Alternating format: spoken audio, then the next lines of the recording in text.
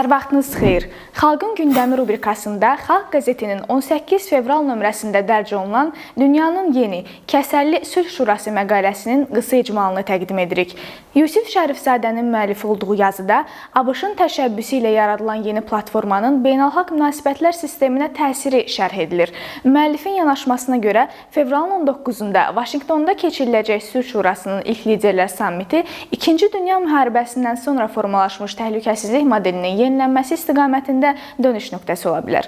Ümumiyyətlə, BMT Təhlükəsizlik Şurasında veto hüququnun geniş tətbiqi bir çox hallarda münaqişələrin həllinə mane olur. Belə ki, Şuranın 5 daimi üzvündən, yəni Çin, Fransa, Rusiya, Böyük Britaniya və ABŞ-dan hər hansı birinin etirazı digər 14 üzv dövlətin lehinə səs verməsinə baxmayaraq qərarın qəbulunu mümkünsüz edir və bu fonda ABŞ prezidenti Donald Trump tərəfindən irəli sürülən sülh şurasının təşəbbüsü daha nəticə yönümlü mexanizm ola bilər. Müəllifin fikrincə, bu təşəbbüs dövlətlərarası bərabərliyə deyil, məsuliyyət və töhfə prinsipinə əsaslanır. Yəni, sülhün qorunmasında daha çox maliyyə və resurs ayıran ölkələr qərarların qəbulunda da daha fəal rol oynayır ki, bu da ənənəvi beynəlxalq institutların işləmə prinsiplərindən xeyli fərqlənir. Sülh şurasının ilk sınaq meydanı kimi Qəzzanın bərpası məsələsi göstərilir. Bu modelin gələcəkdə digər münaqişə zonalarına da şamil oluna biləcəyi ehtimal edilir. Yusif Şərifzadə yazıda Azərbaycanın rolunu xüsusi vurğulayır.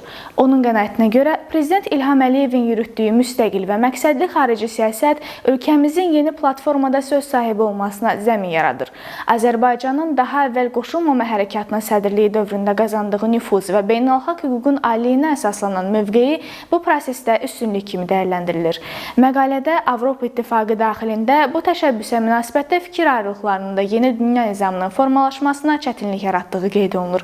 Bununla belə, müəllif sülh şurasını 21-ci əsrdə qlobal idarə etmənin alternativ modeli kimi təqdim edir və onun miqrasiya, iqlim dəyişikliyi, terrorizmlə mübarizə kimi məsələlərdə daha operativ nəticə verə biləcəyini irəli sürür.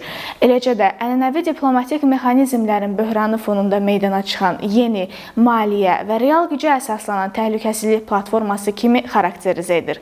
Xalqın gündəmi daim yenilənir. Aktual mövzularla görüşmək ümidi ilə bizi izləməyi unutmayın.